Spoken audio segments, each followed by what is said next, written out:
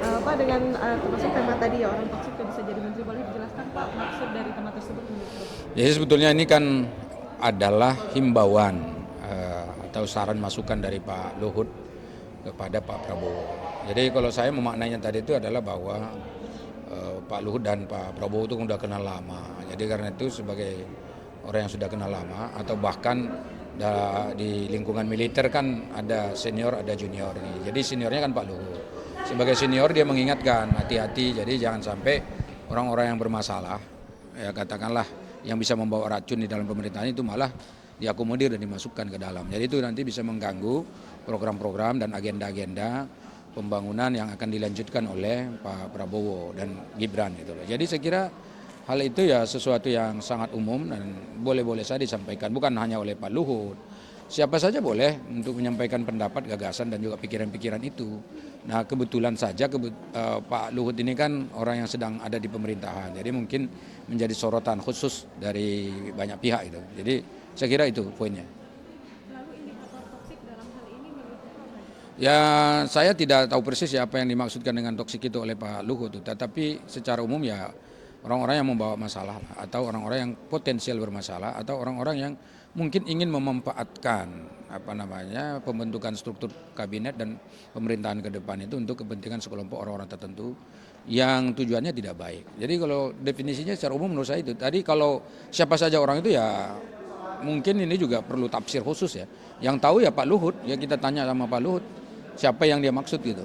Tapi kalau kita yang menafsirkan secara umum ya seperti yang saya jelaskan tadi. Terkait penambahan menteri jadi ada 40 menteri ini di kabinet Prabowo, ini pandangan dari Bapak. Jadi itu tergantung dari kebutuhan dari Prabowo. Prabowo sebagai presiden elek yang dipilih oleh rakyat secara demokratis memiliki kewenangan dan hak konstitusional, hak prerogatif untuk menyusun kabinet. Nah, siapa saja orang-orang yang akan masuk di dalam, bagaimana strukturnya, berapa jumlah yang akan diperlukan dan seterusnya itu yang tahu adalah Pak Prabowo. Dan dia kan sudah ada visi misinya, sudah ada program, sudah disampaikan ke publik, sudah disampaikan ke masyarakat. Nah program-program itu kan harus direalisasikan, janji-janji politik kan harus direalisasikan. Nah apakah misalnya dengan struktur kabinet yang ada sekarang itu semua bisa direalisasikan? Kalau bisa berarti tidak perlu ada perubahan. Kalau tidak bisa mungkin ada yang perlu dirubah, misalnya nama kementeriannya dirubah, ada yang digabung, ada yang dihapus, diganti dengan yang baru dan seterusnya. Atau bahkan tadi asumsi atau prediksi akan ada tambahan.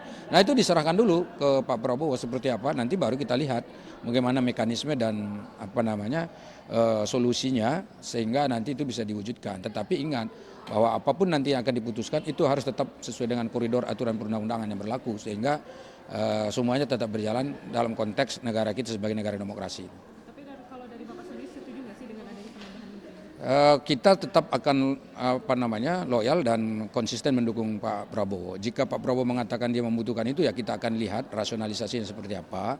Kemudian hal-hal aspek apa yang menjadi poin-poin itu menjadi penting untuk dilakukan ya tentu kita akan melihat dari aspek itu.